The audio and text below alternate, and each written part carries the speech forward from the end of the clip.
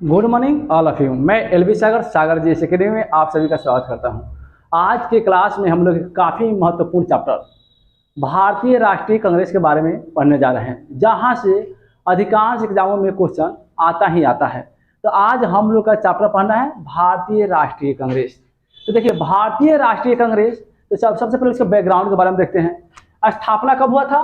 तो स्थापना हुआ था 28 दिसंबर 1885 ईस्वी में।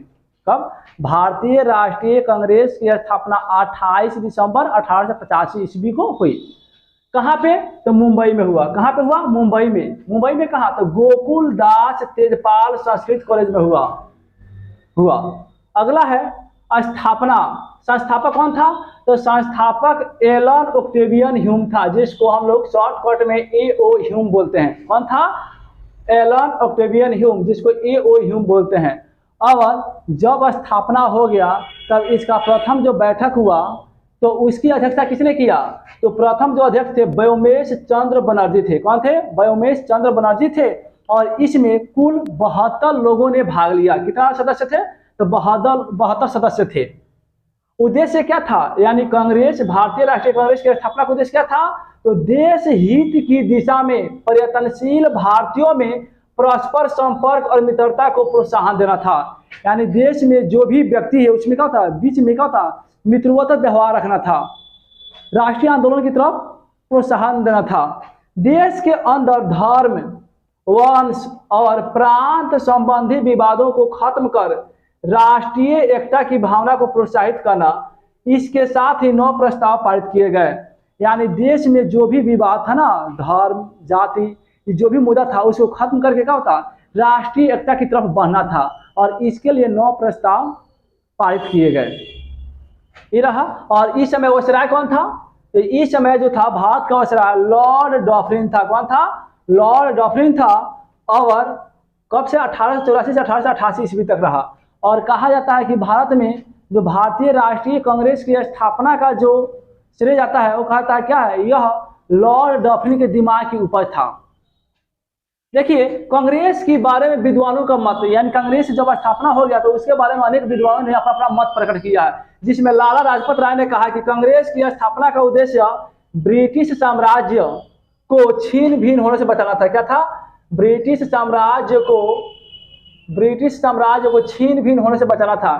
यानी कांग्रेस की स्थापना एक तरह से ब्रिटिश ईस्ट इंडिया कंपनी को, यानी अंग्रेज जो है, उसको बचाने का एक तरीका था। कौन कहा था? लाला लाजपत राय ने कहा। बेडरबर्न जो इतिहासकार था, विद्वान था, वो कहता है कि भारत में असंतोष की बढ़ती हुई शक्तियों से बचने के लिए एक अभय द्वीप, यानी सेफ्टी वाल्व, क्या सेफ्टी वाल्व की आवश्यकता है। और कांग्रेस संगठन से बढ़कर कोई दूसरा चीज नहीं हो सकता है। यानी कांग्रेस क्या होता है? यानी भारत में जो राष्ट्रीय आंदोलन बढ़ रहा है, जो वहां पे असंतोष है, उस असंतोष से बचने के लिए कांग्रेस क्या हो सकता है? सबसे बड़ा सेफ्टी वाल्व हो सकता है। उससे बढ़ के कोई दूसरा सेफ्टी वाल्व नहीं हो सकता है। ये बेडरबर्न का कथन है।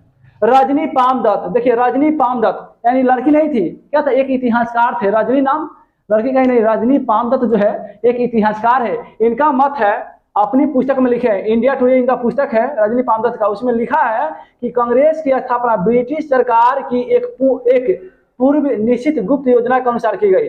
यानी उन्होंने अपनी पुस्तक इंडिया टुडे में, कौन? रजनी पामदत्त ने कहा है कि जो भारतीय राष्ट्रीय कांग्रेस की स्थापना किया गया वह ब्रिटिश सरकार की एक सोची समझी पूर्व योजना थी। अब हम देखेंगे कुछ प्रमुख कांग्रेस जो अधिवेशन हुआ था उसके बारे में देखेंगे। तो देखिए, प्रथम अधिवेशन जो हुआ था बंबई में हुआ था।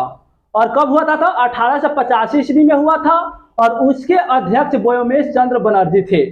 दूसरा जो अधिवेशन हुआ वह कलकत्ता में हुआ और 1886 ईस्वी में हुआ।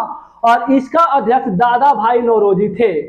तीसरा जो अधिवेशन हुआ वह मद्रास में 1887 ईस्वी में हुआ। और इसके अध्यक्ष जो थे बदरुद्दीन तैयब जी थे। और बदरुद्दीन तैयब जी कांग्रेस के अध्यक्ष बनने वाले पहले मुस्लिम अध्यक्ष हुए। चौथा जो अधिवेशन हुआ इलाहाबाद में हुआ और 1888 ईस्वी में हुआ था। और इसका अध्यक्ष जॉर्ज यूल बना था। कौन बना था? जॉर्ज यूल बना था, जो प्रथम अंग्रेज अध्यक्ष था। याद रखिएगा, प्रथम अंग्रेज अध्यक्ष कौन था? जॉर्ज यूल था। जो 1888 में चौथा अधिवेशन इलाहाबाद में अध्यक्ष बना। इसके बाद बारहवां जो अधिवेशन हुआ कोलकाता में हुआ और 1896 ईस्वी में हुआ, और इसका जो अध्यक्ष था रहीमतुल्लाह सयानी थे। और यहीं पे पहली बार वंदे मातरम गीत को गाया गया। जो 1896 के कोलकाता अधिवेशन हुआ उसमें अध्यक्ष जो थे रहीमतुल्लाह सयानी थे, और यहीं पे पहली बार वंदे मातरम गीत को गाया गया। 22वां अधिवेशन जो है कलकत्ता में हुआ। 22वां अधिवेशन कलकत्ता में हुआ 1906 ईस्वी में हुआ, और इसके अध्यक्ष दादा भाई नौरोजी थे, और यहीं पर पहली बार स्वराज शब्द का प्रयोग किया गया। स्वराज शब्द का 1906 में जो 22वां हुआ था। 23वां अधिवेशन सूरत अधिवेशन था जो 1907 ईस्वी में हुआ, और इसकी अध्यक्षता डॉक्टर रास बिहारी घोष ने किया था। और यहीं पे क्या हुआ, कांग्रेस का पहली बार विभाजन हो गया, नरम दल और गरम दल। कब? सूरत अधिवेशन 1907 में। अगला अधिवेशन है 27वां अधिवेशन जो कलकत्ता में हुआ और 1911 ईस्वी में हुआ, और इसकी अध्यक्षता पंडित बिशन नारायण धर ने किया। और पहली बार यहाँ पे जनगण गाया गया। जो राष्ट्रगान था उसको 1911 के कांग्रेस अधिवेशन कोलकाता में गाया गया, जिसकी अध्यक्षता पंडित बिशन नारायण धर ने किया था। अगला अधिवेशन है 32वां अधिवेशन जो लखनऊ में हुआ था 1916 में हुआ था। कब? 1916 में हुआ, और इसकी अध्यक्षता अंबिका चरण मजुमदार ने किया। और 22वां और 32वां लखनऊ 1916 का अधिवेशन में ही मुस्लिम लीग के बीच का समझौता हो गया। का कांग्रेस और मुस्लिम लीग के बीच समझौता 1916 में लखनऊ अधिवेशन में हुआ। इसके बाद है 33वां अधिवेशन कोलकाता में हुआ 1917 में हुआ। कब? 1917 में हुआ, और श्रीमती एनी बेसेंट का इसकी अध्यक्षता की, और अध्यक्षता करने वाली पहली महिला एनी बेसेंट बनी। 33वां अधिवेशन कोलकाता 1917 में, और 1917 में जो अध्यक्षता की वह श्रीमती एनी बेसेंट थी, और यह कांग्रेस की अध्यक्षता करने वाली पहली महिला बनी। इसके बाद का एक विशेष अधिवेशन कोलकाता में हुआ जो 1920 में हुआ। विशेष अधिवेशन कोलकाता में 1920 में हुआ, और इसकी अध्यक्षता लाला लाजपत राय की। कौन?